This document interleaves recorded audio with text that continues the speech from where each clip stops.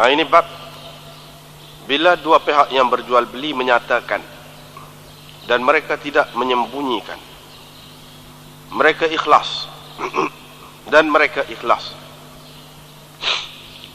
Disebutkan daripada Adda bin Khalid, kata dia, Nabi SAW menulis untuk aku. Ini apa yang dibeli oleh Muhammad Rasulullah daripada Adda bin Khalid. Penjualan seorang muslim kepada seorang muslim tidak ada sebarang keaiban, tidak ada sebarang keaiban, dan tidak ada sebarang benda haram atau sesuatu yang haram, wala ghailah, dan tidak ada sesuatu yang sumbang. Kata Qatadah, al-ghailah maknanya az-zina, as-sariqah, zina,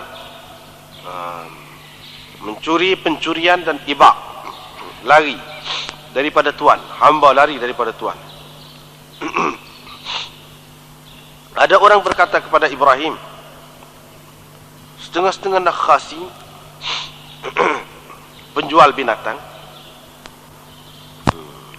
broka-broka binatang, menamakan kandang-kandang dengan Khurasan dan Sijistan. Dia berkata, kemarin telah datang daripada Khurasan, hari ini telah datang daripada Sijistan. Jadi Ibrahim tidak suka sangat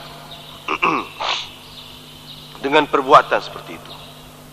Uqbah bin Amir berkata, tidak halal bagi seseorang itu, bagi seseorang menjual sesuatu barang yang dia tahu ada padanya itu sesuatu kecacatan, kecuali dia menceritakannya.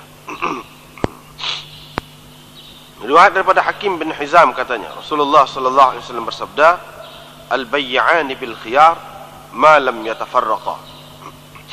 Dua pihak yang berjual beli itu mempunyai hak khiyar selagi mereka tidak berpisah. Atau dia berkata, hatta, sehingga kedua-duanya tidak berpisah. Kalau mereka berdua benar dan menerangkan, diberkati untuk mereka berdua pada jual beli mereka itu. Dan kalau mereka berdua dusta dan menyembunyikan, dihilangkan keberkatan jual beli mereka berdua. Ini bab bai'il khilt min at-tamr, menjual tamar yang dicampur. Daripada Abi Sa'id, kata dia, kami mendapat tamar campuran. Ini tamar al-khilt min at-tamr, tamar yang dicampur lah. Jadi kami jual 2 gantang untuk mendapat segantang. 2 gantang daripadanya untuk mendapat segantang daripada tamar lain. Nabi SAW pun kata, la sa'in bisa'in, tidak boleh dijual 2 gantang dengan mendapat 1 gantang. Dan tidak boleh jual atau tukar 2 dirham dengan mendapat 1 dirham. Ini bab apa yang dikatakan berkenaan dengan laham dan jazar. Tukar, penjual daging dan jazar, tukar sembelih.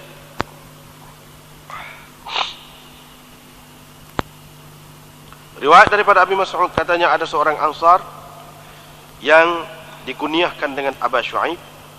Dia kata kepada seorang hamba dia, yang mana kerja dia tu ialah qassab, iaitu tukar jemelih. Dia tu sebagai tukar jemelih. Buatlah untukku makanan yang mencukupi untuk 5 orang, kerana aku nak panggil Nabi SAW yang kelima daripada 5 orang. Mana 5 orang sekali dengan Nabi SAW? Aku nak jemput 5 orang sekali dengan Nabi SAW. Sebab aku nampak tanda-tanda lapar di mukanya, di muka Nabi SAW itu. dia pun panggillah mereka lepas pada masuk siap. Lalu datang seorang lelaki bersama mereka, hak lain. Nabi SAW pun kata, dia ni tu kami, kalau mu nak izinkan kepada dia, izinkanlah, benarlah. Kalau mu tak setuju, mu nak suruh dia balik, dia boleh balik. Orang tu berkata, tidak, bahkan saya izinkan kepadanya. Ini bab apa yang dihapuskan oleh dusta dan perbuatan menyembunyikan dalam jual beli. Daripada Hakim bin Hizam, daripada Nabi SAW, hak tadi juga, al-bay'an bil khiyar ma lam yatafarraqa, hak tadi juga.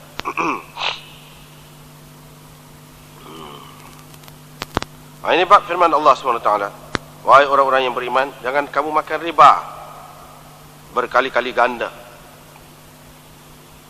Riwayat daripada Abi Hurairah, daripada Nabi SAW, sebenarnya pasti akan datang kepada manusia satu zaman di mana seseorang tidak hirau apa yang harta yang diambilnya, adakah daripada yang halal ataupun daripada yang haram. Ini bab orang yang makan riba, saksinya dan penulisnya, dan firman Allah SWT, alladzina ya'kuluna ar-riba la yaqumuna illa kama yaqumul ladzi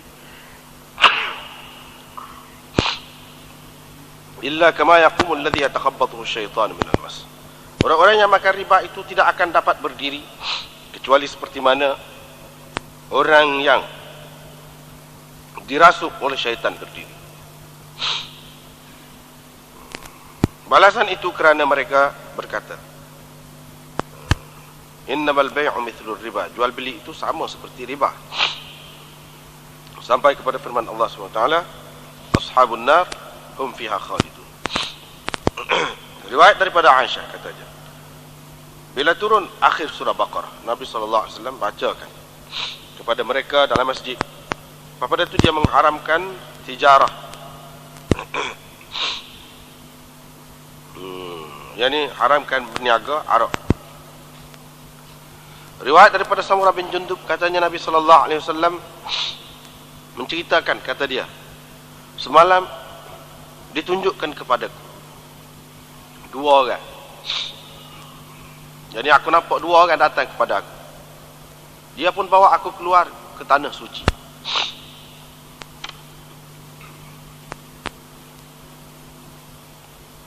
Kami pun pergilah sehingga datang kepada satu sungai daripada darah. Di dalamnya ada seorang yang berdiri, dan di atas wastin nahar,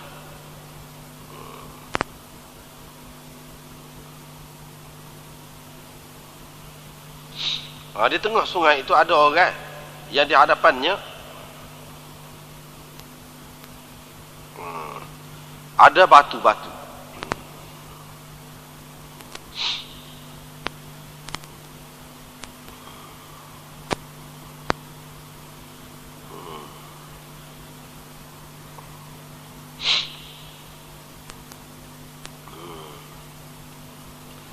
Lalu mari ke depan orang yang duduk dalam sungai tu. Bila dia nak keluar, orang yang duduk tepi itu, dia pekong batu ke mulutnya. Lalu dia mengembalikan orang yang duduk dalam sungai tu balik dalam sungai pula, tempat asal dia. Jadi dia setiap kali nak keluar, setiap kali dia datang yang ni nak keluar, orang yang duduk tepi tu pekong dengan batu, balik pula dia sebagaimana asal dia lah. Aku pun tanya, siapa orang ni? Dia pun kata, orang yang engkau tengok dalam sungai itu ialah orang yang makan riba. Orang yang makan riba.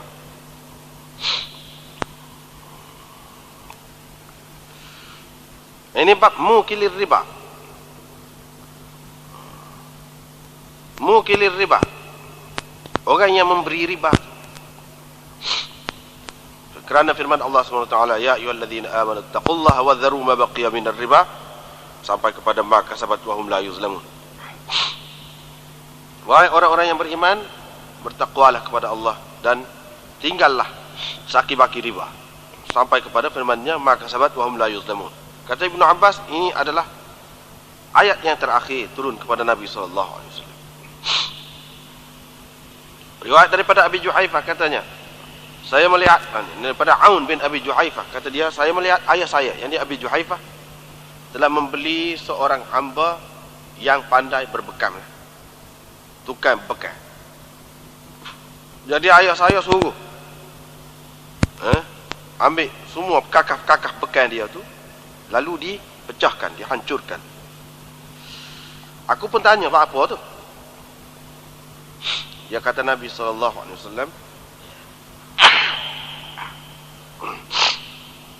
Nabi SAW melarang daripada harga anjing, harga darah,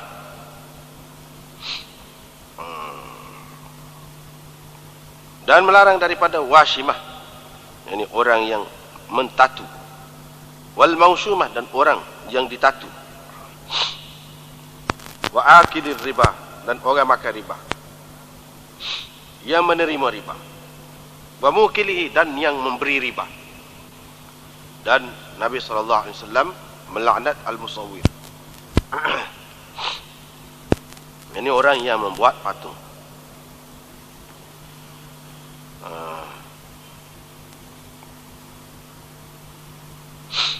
Ini bab firman Allah SWT, yamhaqullahu riba wa yurbis sadaqat.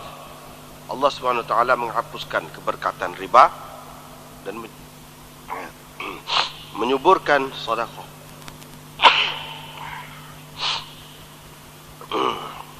Allah SWT tidak suka kepada kulla kaffarin athim, setiap orang yang sangat kufur dan athim, suka melakukan dosa. Riwayat daripada Abu Hurairah katanya, saya mendengar Rasulullah SAW bersabda, sumpah itu melakukan barang, menghilangkan berkat. Ini bab sumpah yang tidak disenangi dalam jual beli. Riwayat daripada Abdullah ibn Abi Aufa bahawa ada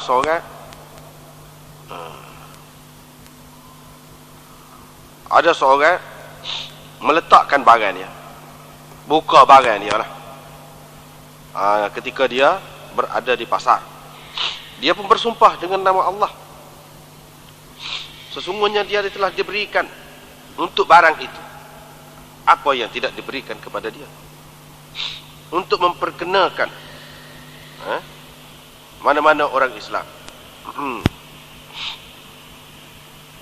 Maka tu ayat ni, innal ladzina yashtaruna bi'ahdillahi wa aymanihim thamanan qalila.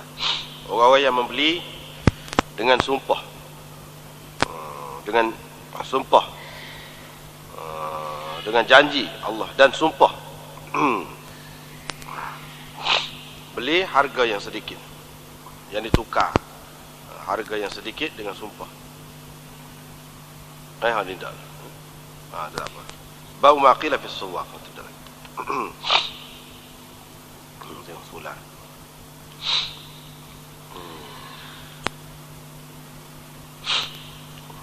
Jadi di sini dalam bab mula-mula kita baca malam ini, dua pihak yang berjual beli itu, bila dia menyatakan dan tidak susu, ikhlas kedua-duanya. Jadi ini riwayat daripada Adda bin Khalid, kata dia Nabi SAW ada tulis surat kepada dia, surat. Jadi ini surat jual beli lah ni. Ini apa yang dibeli oleh Muhammad Rasulullah daripada Adda bin Khalid. Lepas tu dalam tu dia menyatakan ni. Jadi maknanya ni dah, ini maknanya teranglah tu, biar jelas. Bai'ul muslim al-muslim la da'a. Penjualan seorang muslim kepada seseorang muslim yang lain, mana tidak ada sebarang keaiban yang pada barang ataupun pada harga dia, wala khubthah, dan tidak ada juga perkara haram dan tidak ada juga perkara sumbang. Jadi di sini menyatakan muamalah seorang Islam itu belah mana sepatutnya. Kalau barang tak ada aib, tak ada benda haram, kalau tidak aib pun, dan tidak ada perkara sumbang, iaitu apa nama ni, zina kalau misalnya, pelacuran dalam bentuk pelacuran, sariqah, jual barang curi kalau kita kata, ibak, hamba lari ke apa, tak boleh. Tak boleh jual lah waktu tu, benda-benda tu. Lepas tu ada orang sebut kepada Ibrahim bahawa setengah-setengah nakhasin, yang ni broker binatang ni, jual binatang, dia menamakan kandang-kandang. Kandang ni dia panggil Khurasan, dia panggil. Kandang ni pula dia bubuh nama Sijistan. Lepas tu dia ayat lah, binatang ni mari daripada Khurasan, kata dia. Kemari. Ni pula mari hari ni daripada Sijistan. Tujuannya nak mengelirukan orang lah. Daripada Khurasan ni jauh lah. Lepas tu barang ni molek lah buat mari ni. Daripada Sijistan tu jauh juga. Padahalnya mari daripada kandang tu, kandang dekat tu juga, tapi dia bubuh nama lagu tu. Itu tak boleh lah lagu tu. Jadi Ibrahim An-Nakhai tak suka sangat perbuatan lagu tu. Tak boleh lah mana lagu tu semacam penipuan lah juga. Uqbah bin Amir berkata, tidak halal bagi seseorang jual sesuatu barang yang mana dia tahu ada cacat, celah dia nya, kecuali dia royak. Ni dia kena royak lah ni. Sesuai dengan tajuk sana, dua pihak yang berjual beli itu kena royak, jangan susu. Jadi bila royak tak apalah kalau dia setuju, dia nak beli juga. Hak cacat sana, hak aib sana, tak apalah tu. Jadi biasanya tidak royak tu nak jual dengan harga mahal lah. Kalau tahu ada cacat jadi murah, sebab tu tak royak. Jadi tak boleh lagu tu. Ini pula daripada Hakim bin Hizam, katanya Rasulullah sallallahu alaihi wasallam bersabda, dua pihak yang berjual beli itu bil khiyar, mempunyai hak khiyar, boleh pilih malam yatafarraqa, selagi mereka berdua tidak berpisah, atau sehingga mereka berdua berpisah. Lepas tu sebab tak adilah dari segi terjemahan tu.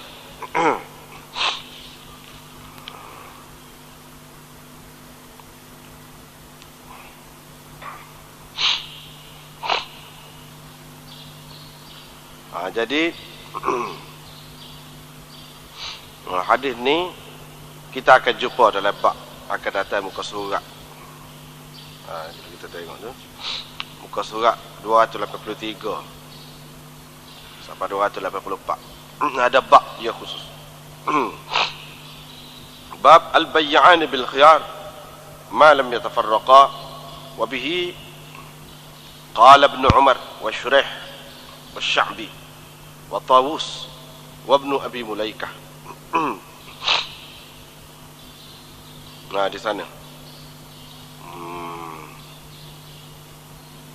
riwayat daripada Hakim bin Hizam dan juga riwayat daripada Ibnu Umar. Di sana sebut muka surat 283, 284. Berkali-kali dalam bab-bab yang berlainan tu Imam Bukhari buat mari hadis tu dah juga.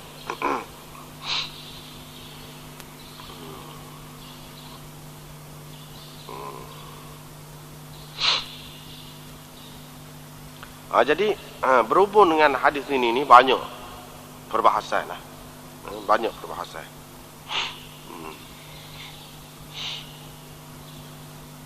Al-bay'an bil khiyar ma lam yatafarraqa. Ini menjadi asas. Hadis ini menjadi asas kepada orang-orang yang mengatakan khiyar majlis itu ada. Khiyar majlis itu ada. Jadi ni lah hadis dia. Mana dua pihak yang berjual beli itu boleh khiyar, boleh pilih, malam yatafarraqa, selagi tidak berpisah. Yang ini tidak berpisah daripada tempat jual beli. Selagi duduk dalam majlis jual beli itu boleh khiyar, boleh nak batalkan jual beli itu atau nak teruskannya. Itulah pendapat Imam Syafi'i, Imam Ahmad dan lain-lain. Di kalangan sahabat seperti yang kita tengok pada muka surat 283 sana lah, Ibnu Umar dan lain-lain.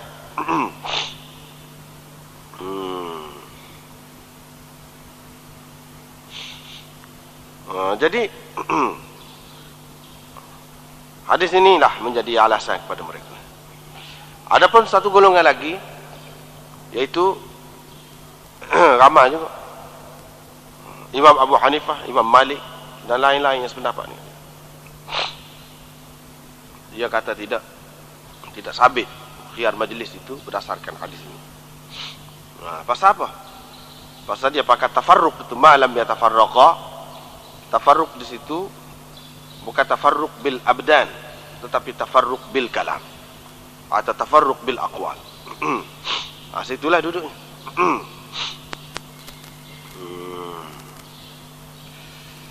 Lepas tu khiyar itu dia tidak pakai dengan makna khiyar majlis, tetapi dia pakai dengan makna khiyar qabul.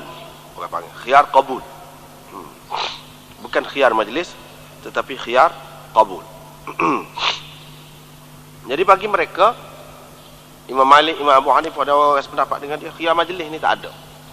Adanya khiyar-khiyar lain lah, khiyar syarak, khiyar qabul, khiyar aib, khiyar ru'yah, macam-macam lagi lah. Waktu adapun khiyar majlis tidak ada. Patut ni dia kata tak jelas makna begitu. Malam ya tafarraqa tidak jelas memberi makna. Tafarruq itu maknanya tafarruq bil abdan, berpisah tubuh. Hak jual, hak beli, pisah. Tidak duduk dalam majlis tu. Hak beli tu tubik daripada kedai. Tidak jelas begitu. Sebab apa? Sebab banyak dalam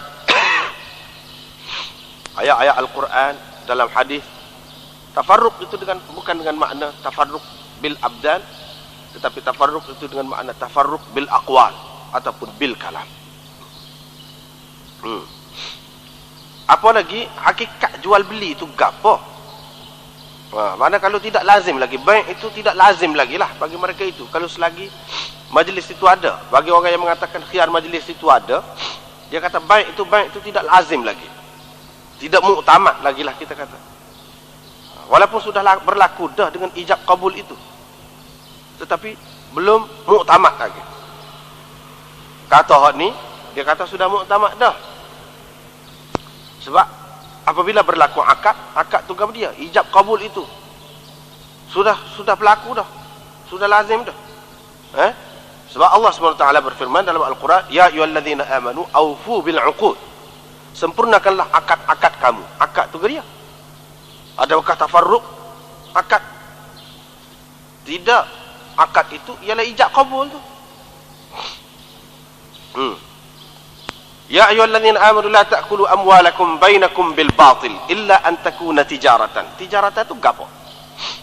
Dia kata tijaratan itu hakikatnya ialah akad. Itu akad. Tak ada makna hak lain. Waktu hak lain itu lebih daripada asal hakikat dia. Lepas tu kalau kita tengok dalam ayat-ayat yang lain lagi, wa'tasimu bihablillahi jami'an wa la tafarraqu. Tafarraqu, jangan kamu berpecah belah. Tafarruq di situ apa makna? Pecah belah, tafarruq bil kalam, bil aqwal. Pecah belah dalam pendapat, dalam ucapan, pecah belah. Bukan maknanya duduk suku jangan kamu berpisah. Mana boleh lagu tu? Oh, masing-masing balik rumah lah. Bukan makna wala tafarraqu situ, tafarruq bil abdan. Kena duduk setempat, jangan pergi lain. Tak ada makna lagu tu. Wa ma tafarraqa alladhina utul kitab illa min ba'di ma ja'atuhumul bayyinah. Pun orang-orang yang diberikan kitab tu tidak tafarruq. Tafarruq apa dia? Bukan makna pokok dia tu tidak duduk rata. Tafarruq di sini pecah belah dalam fikiran, dalam pendapat. Bukan makna tafarruq di situ tafarruq bil abdan. Wa in yatafarraqa yughnillahu kullam min sa'ati. Sekiranya mereka berdua berpisah, suami isteri pisah dengan cerahlah, yughnillahu kullam min sa'ati. Allah SWT akan memenuhi hajat masing-masing itu daripada limpah kurnianya, daripada keluasan rezekinya. Tidak kata kalau cerah tu jadi susah. Kalau sekiranya tak faham masa dia, masing-masing Allah SWT tanggung. Wa in yatafarraqa, honoknya situ tafarruq di situ apa maknanya? Adakah tafarruq bil abdan? Adakah jika mereka berdua mana berpisah? Pisah tu maknanya hak ni duduk dalam rumah, hak tu duduk di luar rumah. Gitu. Tidak, pisah tu mana apabila hak tu kata cerah, pisah dah lah. Maknanya tafarruq ni tafarruq bil aqwal, lebih banyak lagi di dalam Quran daripada tafarruq bil abdan, kata dia. Kata demo tu. Kata demo tu tak leh. Itu pendapat tu. Hak ni lain ni cerita ni. Hak tu betul lah, ayat-ayat tu memanglah makna lagu tu kita pakai gitu, tapi sini lain ni. Tahu mana lain? Kita kena pakai mengikut perawi dia, kata dia. Perawi utama hak ni yang menjadi sandarannya ialah bukan Hakim bin Hizam. Hakim bin Hizam tu perawi juga, tapi tidak kuat, tidak jelas amalan dia. Yang jelas amalan dia mengikut hak ni nya ialah Ibnu Umar. Sebab tu Imam Bukhari dalam muka surat 283 tadi, qala wa bihi qala Ibnu Umar. Dia sebut Ibnu Umar, dia tak sebut Hakim bin Hizam. Tak jelas. Hakim bin Hizam cuma dia meriwayatkan hadis itu, tapi dari segi amalannya tak jelas. Hak jelasnya beramal begitu ialah Ibnu Umar. Sebab tu Ibnu Umar bila dia beli ataupun jual, setelah akad tu dia lari, dia pergi lain. Dia berpisah dari segi majlis. Pasal dia pakai ni tanda jadi, supaya jelas jadinya, supaya muktamad jual beli tu. Jadi dia bila jual beli, dia akan tubik daripada tempat tu, lepas tu baru mari pula. Kalaulah sekiranya tidak hak ni tidak memberi makna khiyar, ini khiyar majlis, dan tafarruq ini bukan bermakna tafarruq bil abdan, bapa ya Ibnu Umar sampai gitu menyusah tu, tubik daripada majlis tu pamari pula nyusah. Ini bermakna dia faham tafarruq ni ialah tafarruq bil abdan, dan khiyar ini ialah khiyar majlis, bukan khiyar lain-lain, bukan khiyar qabul, bukan khiyar lain-lain. Itu kata dia. Jadi kita kena pakai perawi lah. Perawi dia lebih tahu. Perawi dia lebih tahu.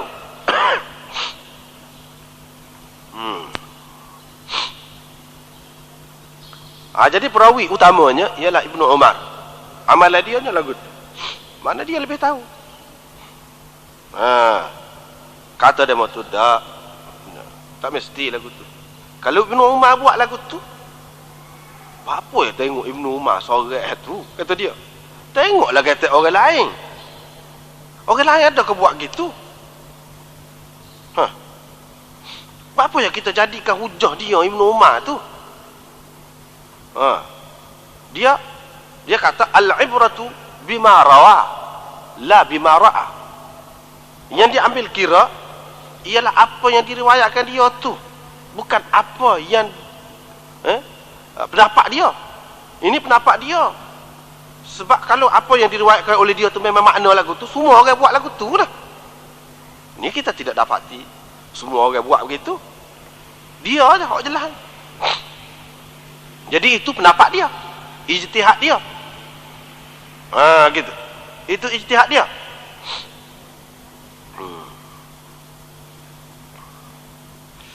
Jadi macam mana kamu di sini kata dia kena pakai pendapat dia pula?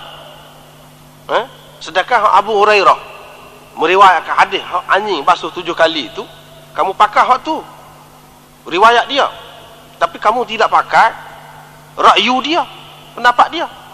Kamu kata hak basuh 3 kali itu pendapat Abu Hurairah, ijtihad Abu Hurairah. Kita tak boleh pakai ijtihad dia, kita kena pakai hadis tu. Bapa itu pakai. Sebab apa situ pakar hak riwayat tu, tapi tidak pakar ijtihad.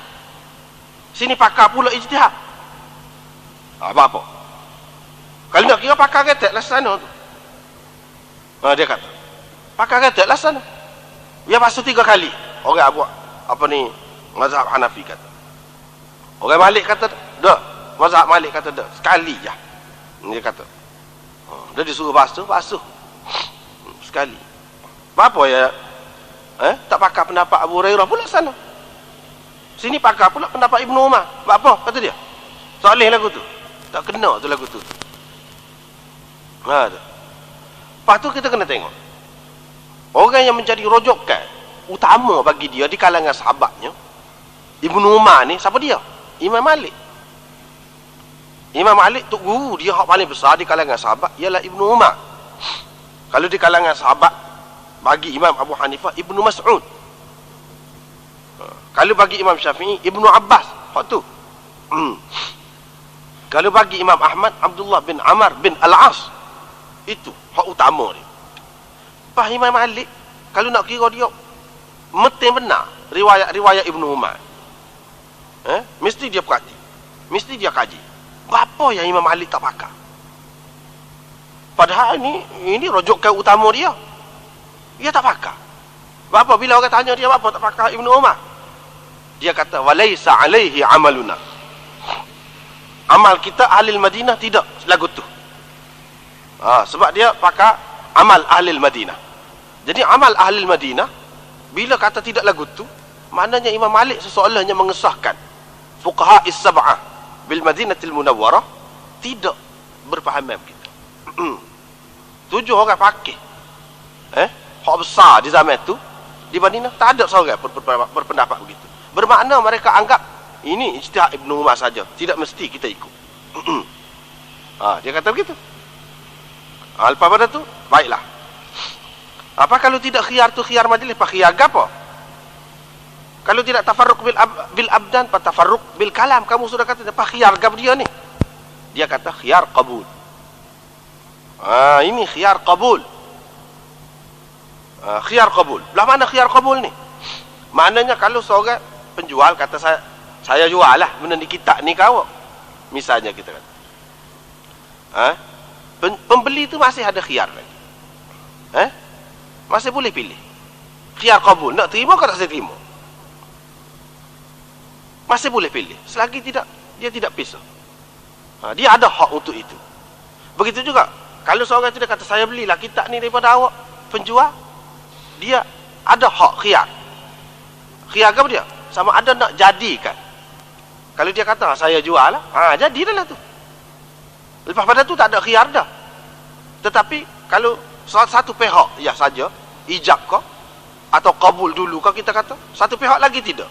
Selagi dia belum kata tu dia masih ada khiyar. Tak mesti bila orang kata gitu mesti kita kena jual selalu ke dia. Ataupun orang kata gitu kita kena beli lalu dengan dia. Tak mesti. Mana selagi kita tak terima boleh pilih. Itu maknanya khiyar, itu makna khiyar qabul. Itu satu. Yang kedua, ni pokok demo tu ni kata. Khiyar di sini khiyar qabul juga, tapi makna dia hanya bukan gitu. Makna dia hanya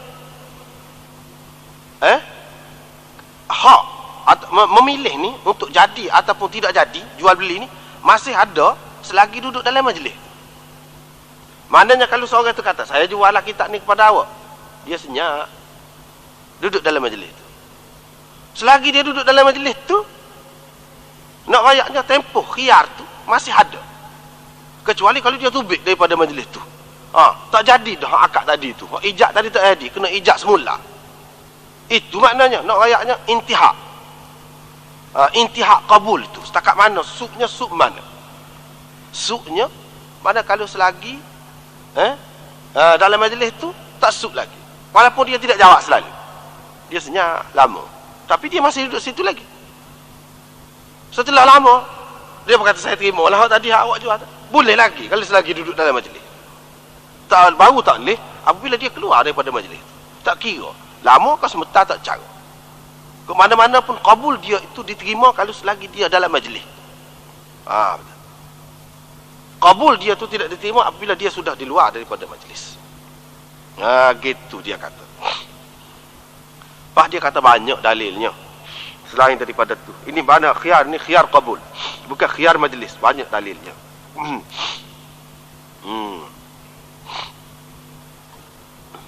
Di antaranya yaitu Nabi SAW kata, yaitu sesiapa yang membeli sesuatu barang, dia tidak boleh menjualnya hatta yastawfiyahu. Dia kata sehingga dia terima barang. Dia tidak boleh menjualnya sehingga dia menerimanya. Mana yastawfiyahu tu mana yaqbidahu, sehingga dia qabd barang. Jadi Nabi SAW meletakkan ghayah, jadi sehingga tak boleh jual tu barang yang dia beli saat ni, tak boleh jual sebelum dia terima. Bila saja dia terima, walaupun masih dalam majlis tu, dia sudah boleh jual dah. Syaratnya kena terima. Nabi SAW tidak kata seseorang tu tidak boleh jual barang dia selagi dia beli, lepas tu dia duduk dalam majlis hak beli. Dia tidak ayat gitu. Dia kata hatta yastawfiyahu. Yastawfiyahu tu maknanya yaqbidahu. Bila dia qabd di situ, itu khiyar qabul. Untuk menjelaskan makna qabul itu, iaitu qabd, terima tu. Itu jelaslah tu, bahawa dia sudah terima, iaitu dia qabd barang. Itu jelas menunjukkan dia telah qabul apabila dia qabd. Ini menunjukkan bahawa khiyar di sini ialah khiyar qabul. Jadi bila dia terima, dia sudah boleh jual. Tak ada syarat-syarat apa nama ni, majlis-majlis apa tu tak ada. Lepas tu cuba kalau kita tengok muka surat 84, cuba tengok sini.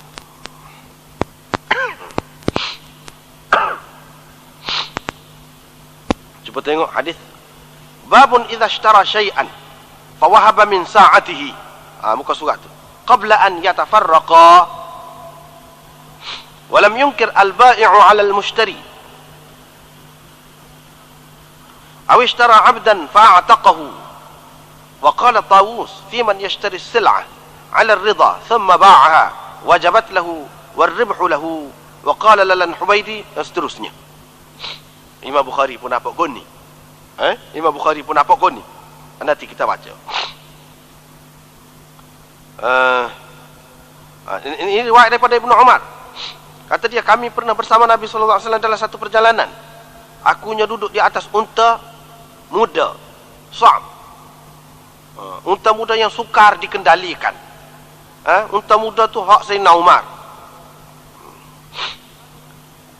Fakana yaghlibuni fayataqaddamu amama al-qaum. Jadi dia tu tidak dapat dikuasai. Dia unta tu mana laju ke depan orang lain. Umar pun sergah lah. Sergah apa ni unta tu supaya jangan derah sangatlah. Dan eret balik mari. Nya pergi pula ke depan. Umar pun sergah lagi. Umar pun eret buat mari pula. Jadi tak sewilitah Nabi SAW lah. Maknanya unta tu derah. Nabi SAW pun kata kepada Umar, bi'nihi, jual kat aku lah. Nabi kata, unta sana ni jual kat aku lah. Umar pun kata, huwalaka ya Rasulullah. Jadi hakmu lah, wahai Rasulullah. Tak apalah, ambil sajalah maknanya. Ambil lah Rasulullah. Rasulullah kata, bi'nihi, jual kat aku. Tak saya ambil saja. Maknanya jual kat aku. Dia pun jual lah kepada Rasulullah SAW. Jadi Nabi SAW pun kata, huwalaka ya Abdullah ibn Amr. Jadi hakmu, wahai Ibn Umar. Dia kata kepada anak Sayyidina Umar, Abdullah ibn Umar, boleh kamu lah. Saja tengok Nabi SAW cara dia tu. Ambil kamu lah, dia kata. Qala Rasulullah ana ya Abdullah bin Umar, tasna'u bihi ma syi'ta. Ikutmu lah nak agapo. Ikutmu lah nak agapo. Jadi di sini honoknya di sini Nabi SAW saat ni beli dengan Sayyidina Umar dalam perjalanan sekali. Bila saja dia beli, dia kata ambil kamu lah. Lepas duduk dalam majlis lagi tu. Nampak? Duduk dalam majlis lagi tu.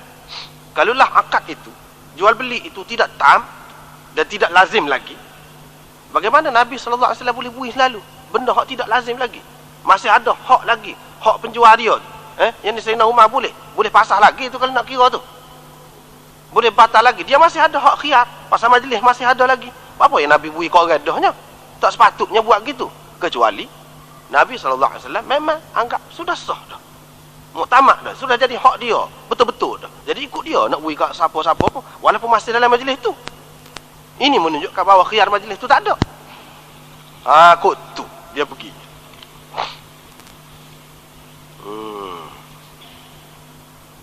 Lepas pada tu, apa faedahnya khiyar majlis itu? Kata dia. Taklah kadang-kadang orang ni beli. Nak beri peluang lah kepada dia. Dia kata. Nak beri peluang kepada dia. Nak beri peluang kepada dia. Mana tahu takut-takut dia nyesal kau beli. Dia mikir pulak pitih. Dia buat beli sana. Nak balik ke bini. Kau molek sikit. Nah, tapi beli dah barang ni. Mungkin dia jadi mikir. Tak nak guna belah mana ni. Kalau selagi duduk dalam tu, mana masih ada peluang lagi. Tidak kau molek tu. Kalau lagu tu. Begitu juga orang jual tu. Dia jual tu kadang-kadang. Lepas tu mikir pula. Kalau aku tak jual pun molek. Jadi kalau selagi masih duduk dalam majlis tu, dia boleh. Apa? Tak moleknya. Molek kan gitu. Alik ni kata pula. Alik ni kata, tak payah tu. Tak payah gitu. Kata dia. Bila kita sudah terima khiyar syarak. Nak agak dia lagi khiyar majlisnya. Tidak nanti setakat dalam majlis tu. Luar majlis pun boleh lagi. Kalau ada khiyar, aku nak beli benda ni, kitab ni dengan awak, tapi syaratnya tengoklah kalau bini saya setuju misalnya. Tapi kalau siapa-siapa anak saya setuju, saya tak apalah jadilah. Kalau tidak setuju saya mari atas balik. Dah boleh lagu tu. Walaupun di luar majlis, nak agak dia khiyar majlisnya, kata dia. Di luar majlis pun boleh. Balik pak rumah pun boleh. Masih boleh lagi khiyar. Sampai 3 hari atau beberapa hari tengok kepada keadaan barang itulah, khilaf lah pula situ. Dah boleh. Apa makna khiyar majlisnya? Kata dia. Hak maksud takut nyesal, takut gapo tadi. Tak timbul dah apabila ada khiyar syarat. Tak boleh ke buat syarat lagu tu. Takut menyesal buat syarat lalu. Dia kata. Lepas tu nak pakai mana ikutlah. Jadi nak ayatnya begitulah mana perbahasan tu. Setengah-setengah ulama dia jawab hak tu, dia kata dak. Hak ni tafarruq bil abdan ini adalah unwan. Unwan kepada tafarruq bil aqwal. Tafarruq bil abdan itu merupakan tanda bahawa dia setuju dah. Bahawa akad itu sudah lazim dah. Begitu. Bukan tafarruq bil abdan itu sebenarnya menjadi syarat dah. Tafarruq bil abdan itu tanda bahawa seorang itu memang setuju dah. Memang muktamad dah jual beli itu. Dia kata begitu. Tak apalah, gitulah bendanya. Sebab itulah benda ni kadang-kadang kalau kita tidak ngaji hadis, kita tidak tahu. Kalau kita ngaji fiqh saja, kita tak tahu hujah masing-masing. Kita tak boleh nak nilai. Apabila kita ngaji hadis ni, kita tahu orang ni lagu mana, orang ni lagu mana. Fikir sendirilah. Barulah kita tahu. Yang kita duduk gomoh sangat kadang-kadang so tu setara mana tak kena sebenarnya. Kita tak dengar lagi balik orang. Macam mana kita nak kata tak sedap balik dia, tak kena balik dia. Cuba dedahkan semuanya. Barulah tahu.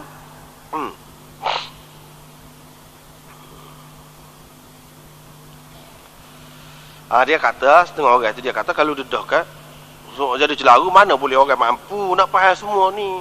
Orang hak ngaji boleh lah, dia kata. Iyalah orang hak ngaji tu pun tidak didedahkan kadang-kadang. Hak tidak ngaji tu, kita rakyat hak ni pun dia tak kerti beza juga. Dia tidak tahu kuat hak mana-mana juga. Jadi sepatutnya bebaslah dia. Bolehlah hak mana-mana.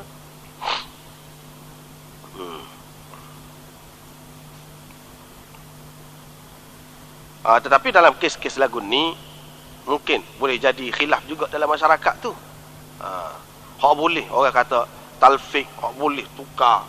Hak nak pakai hak mana-mana pun dengan bebas itu dalam masalah-masalah yang berkaitan dengan peribadi. Tapi kalau berkaitan dengan susah dalam masyarakat tu, dia sebuah kajian itu dia boleh menentukan. Misalnya dalam masalah ni, kajian kita nak pakai ke tidak khiyar majlis ni, kata si dia kena tentulah. Semuanya terikat, kena terikat dengan hal tu. Tak kira dia mazhab gapo. Pasal apa? Kalau tidak jadi susah. Hak tu kata jadi dah saya ikut mazhab Syafi'i. Hak ni kata tak, saya tidak ikut mazhab Syafi'i. Pas lagu mana nak buat keputusan sekali lagu tu. Sedangkan di situ boleh berlaku penganiayaan mana-mana pihak tu. Jadi dia kena benda lagu ni, hak tak leh talfiq. Hak tak leh itu. Hak lagu ni lah. Maknanya sesuatu kajian tu dia kena tentu selalu benda-benda lagu ni. Yang melibatkan orang ramai. Tapi kalau melibatkan orang perseorangan, tidak jadi masalah tu.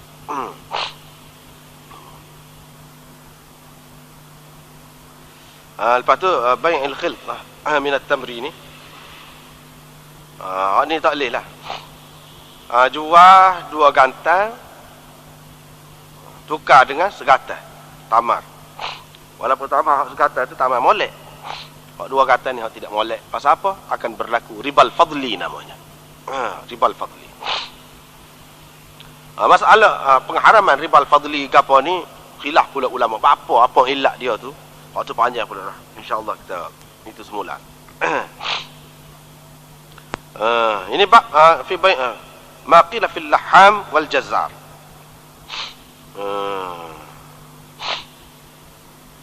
Jadi Imam Bukhari nak ayat di sini kadianya.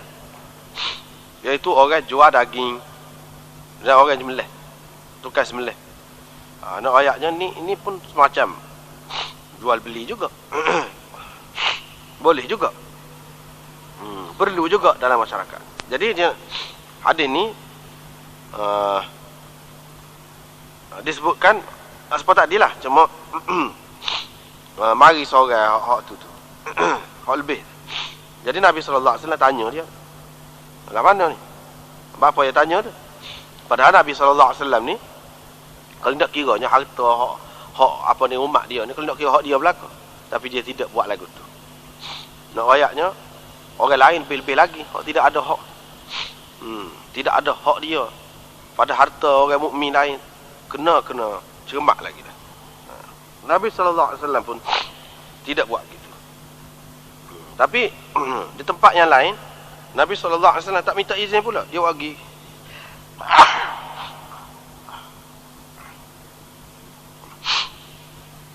Dia bagi beberapa orang sahabat dia di rumah Abu Talha. Bila panggil dia bagi beberapa orang sahabat dia. Lebih daripada hak panggil. Apa tu? Sebab dia panggil di situ dengan tidak ta'yin bilangan. Di sini ada tentu kali 5 orang termasuk sekali dengan Nabi tu. Jadi bila mari seorang lagi jadi 6 dah lah. Sebab itu dia minta izin. Hak cerita Abu Talha tu, pasal Abu Talha panggil suruh Nabi SAW mari dengan sahabat dia. Lepas tu dia tak royak bilangan dia. Jadi ramai pun tak perlu minta izin. Dia royak secara umum gitu.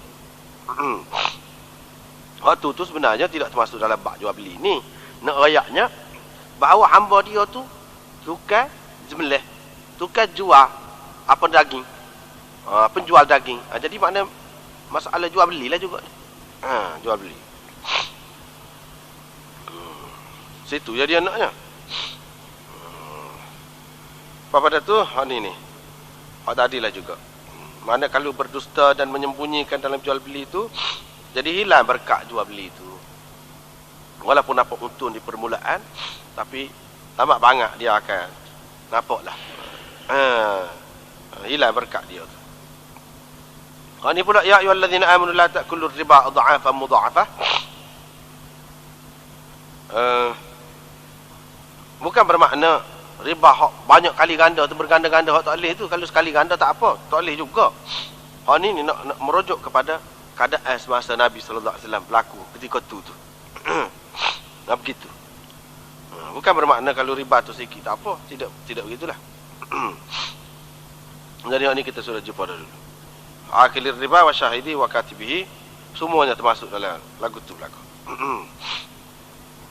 Jadi la yaqumuna pada hari kiamat nanti.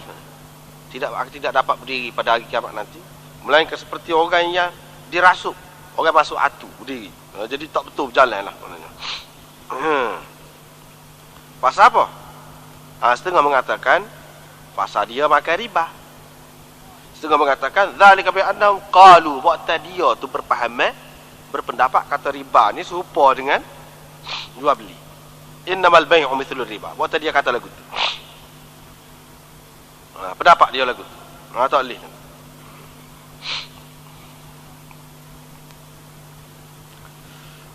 Tu ni.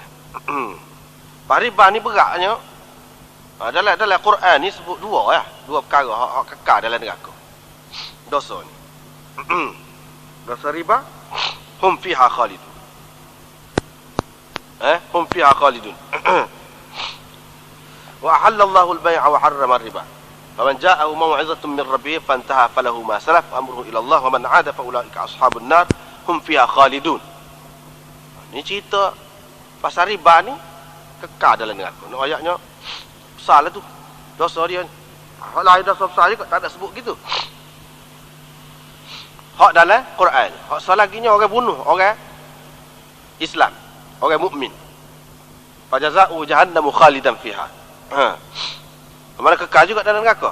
Bunuh orang Islam dengan sengaja. Hak tu kekal juga dalam neraka. Adapun hak lagi, hak dalam hadis disebutkan di antara hak kekal dalam nerakanya orang bunuh diri. Hak tu dalam hadis. Adapun dalam Quran dua. Sini setara tu lah. Nak tahu berat tak beratnya riba ni. Pada tu riwayat daripada Masruq, daripada Aisyah. Bila turun akhir surah Baqarah, Nabi SAW pun baca. Akhir surah Baqarah ni termasuk hak ni lah. Mana dia nak ayatnya sini. Jadi maknanya pengharaman riba ni adalah muktamad. Tidak ada jalan untuk kita nak kata dia sini sudah mansuh ke. Sebab apa? Dia ni turun hak paling akhir. Tak ada dah ayat lain yang memansuhkannya. Lepas tu dia mengharamkan niaga arak, jual beli arak. Waktu jahanamnya. Lepas tu dia ayat pula ni. Apa ni ditunjukkan kepada Nabi SAW. Ni cerita orang duduk dalam sungai darah ni. Cuba kita tengok nombor satu tu. Wa ala wastin nahr bil waw. Wa ala.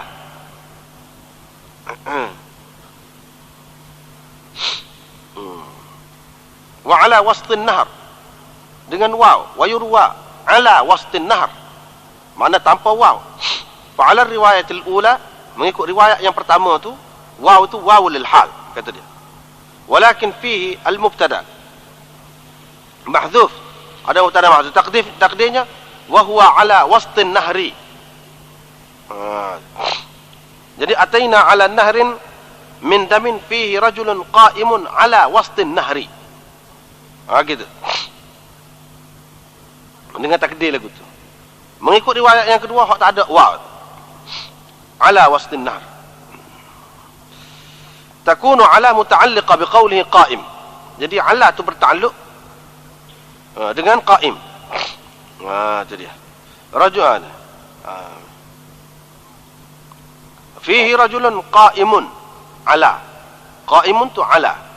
Begitu. Ta'alluq situ.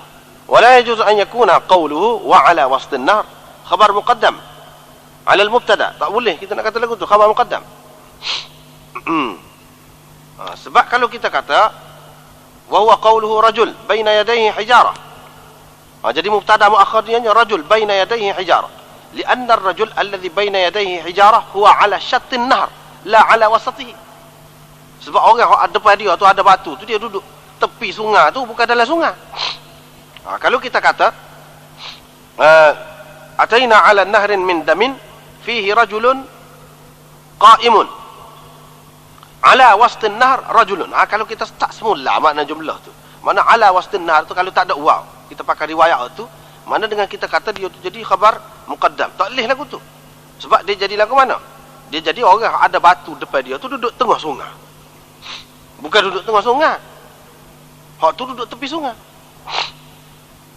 Kama taqaddama fi kitabil janaiz, kadza fil 'aini wal kirmani, wa marra al hadith mutawwalan ma'a bayani fi akhir al janaiz, muka surat sana tu. Gitu.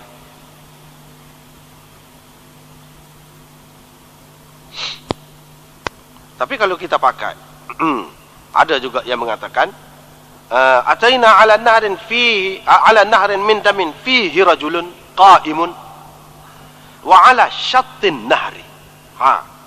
Mana dengan buai waw tu. Bermakna kita kata ini lafaz ini musahhaf. wa ala syattin nahr rajulun baina yadayhi hijarah. Terang kalau lagu tu. Kalau lagu tu.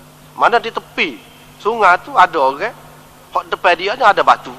Gitulah ceritanya.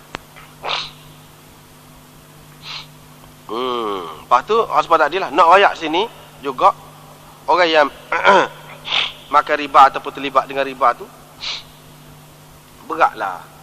Jadi kalau ada gambaran benda-benda lagu ni menunjukkan besarlah dosa tu ya.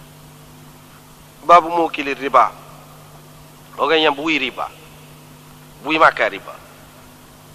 Ya ayyuhalladzina amanu ittaqullaha wa dharu ma baqiya minar riba in kuntum mu'minin. Fa in lam taf'alu fa'dhanu biharbin minallahi wa rasul. Kalau tak saya berhenti juga, terimalah perisytiharan secara terbuka daripada Allah dan Rasul. Perisytiharan perang daripada Allah dan Rasulnya. Jadi tu cabar. Orang yang tak saya berhenti juga tu, terimalah perisytiharan perang daripada Allah dan Rasulnya. Apa makna perisytiharan perang?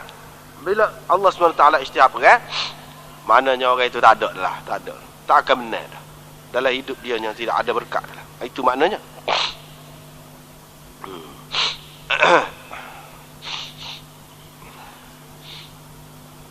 Ibnu Abbas berkata ini adalah ayat yang terakhir turun kepada Nabi SAW. Jadi makna ayatnya bila terakhir, tak ada kemungkinan kita nak kata dia mansuh. Dah lah. Tu ya, sebab tadi juga. Faham pada tu. Daripada Abi Juhaifah.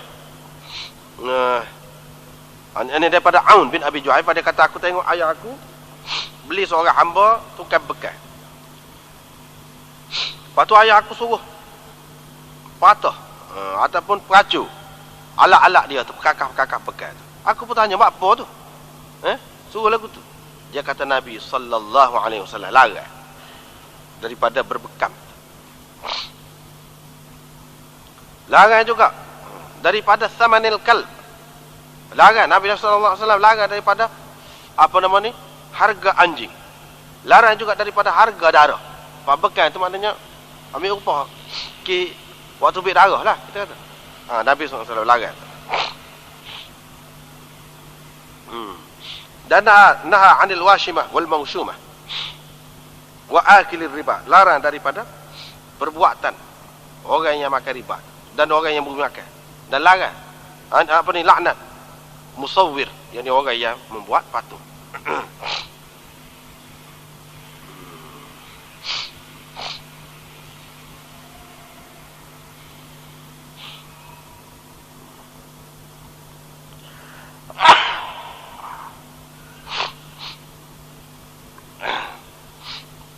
Cuba tengok nombor 4. Nabi SAW larang daripada zamanil kalb, harga anjing. Fihi ikhtilaful ulama. Ada khilaf ulama.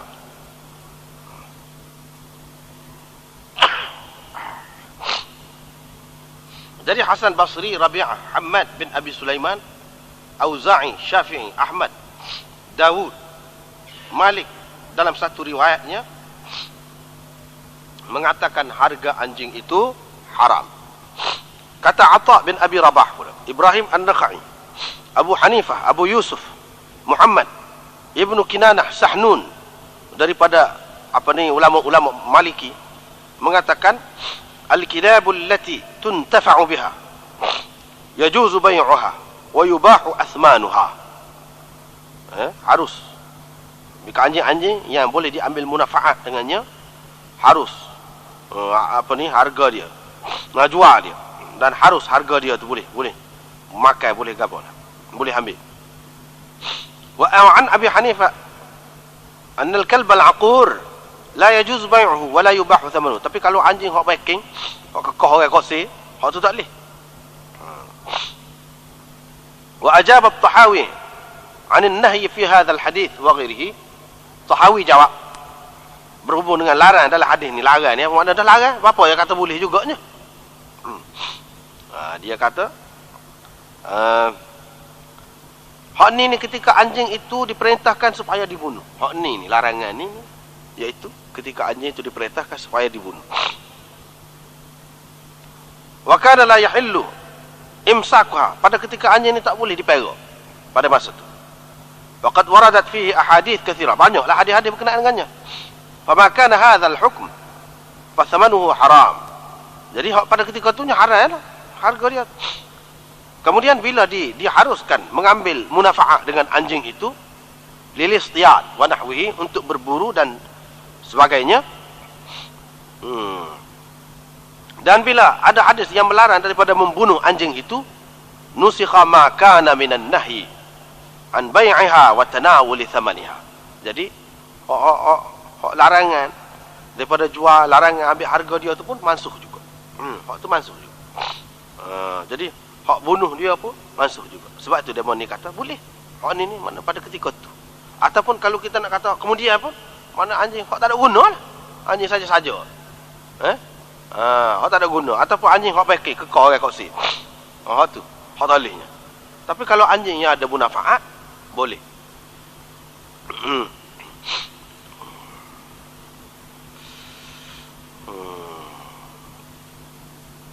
Jadi wasamanid dam, samanid dam itu boleh jadi di sini luar seperti ada sebut, maksudnya makruh. Larangan itu tidak semesti makna haram. Boleh jadi makna makruh. Sebab apa? Tengok lain pula. Sebab tu Imam Bukhari buat tajuk suku pula.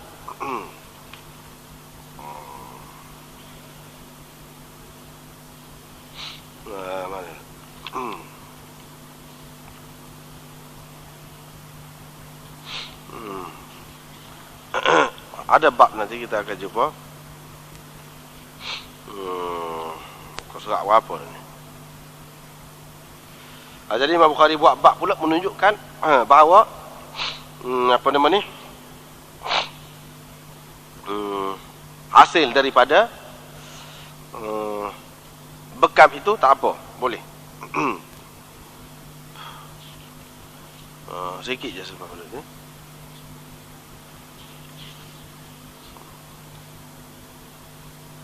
Ada mana kita akan jumpa nanti. Nabi SAW memang bui upah pun. Situ. Jadi hak ni maknanya makruh. Ataupun samanid dam ni maksudnya darah ni, maksudnya darah yang mengalir. Darah yang mengalir. Nak jual darah tu. Untuk makan kau, untuk gapo kau, tu tak boleh.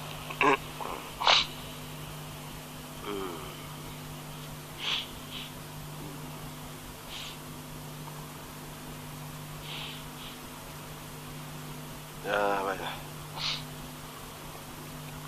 Babu yamhaqullahu ar-riba wa yurbi sadaqat. Apa padas kat tu lah. Allah.